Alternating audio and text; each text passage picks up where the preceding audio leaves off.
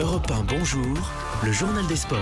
Samuel Etienne. 6h11, on retrouve l'ami Jérôme Lacroix pour le journal des sports. Ça va, Jérôme ? Ça va très bien, vous. Bonjour à tous. Très bien, merci. À la une ce matin, attention, les bleus du tennis qui flairent le bon coup. L'année ou jamais pour briller à l'Open d'Australie, le Grand Chelem de Melbourne. Horizon dégagé depuis les éliminations de Murray et Djokovic, les deux premiers mondiaux. Aujourd'hui, c'est Gaël Monfils, 6e mondial, qui va tenter de rejoindre les quarts. L'adversaire, Rafael Nadal. Alors certes, 9e mondial désormais.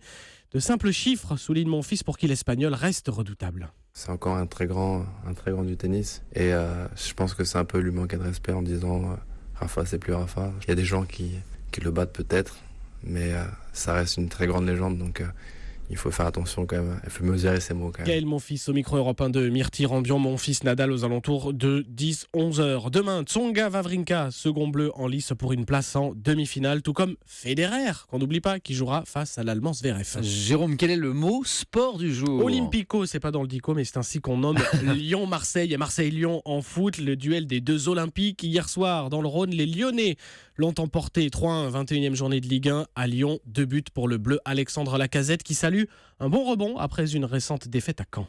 Il fallait réduire l'écart, il fallait rattraper le retard qu'on avait de la semaine dernière suite à la défaite. On a bien réagi, je pense. C'est bien pour la suite du championnat. Maintenant, il faut aussi répondre présent contre les plus petites équipes. C'est là où on a du mal. Des propos recueillis par Pascal Auclair. Pour Europe 1, le classement, les Monégasques victorieux 4-0 dès Lorienté hier sont seuls leaders. 2 points devant leur dauphin niçois. 3e les Parisiens, 4e Lyon.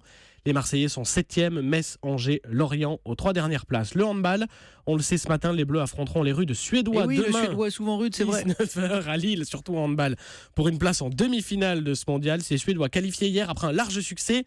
41-22 sur les Biélorusses. Voilà, les Bleus sont prévenus. La compétition secouée hier par 2 énormes surprises. Les éliminations dès les 8e de finale. D'abord des Allemands, champions d'Europe en titre, 27-25 face aux Hongrois. Et puis les Danois, sacrés champions olympiques l'été dernier, 21-20 par le Qatar. Enfin, Jérôme, l'histoire du jour. C'est l'histoire qui semble ne jamais vouloir finir pour Jérémy Bayou. La 3e place du Vendée Globe tend les bras au skipper de 40 ans. Problème, depuis plus de 24 heures, il n'avance plus, bloqué dans une zone sans vent. Il fait à peine du 9 km à l'heure.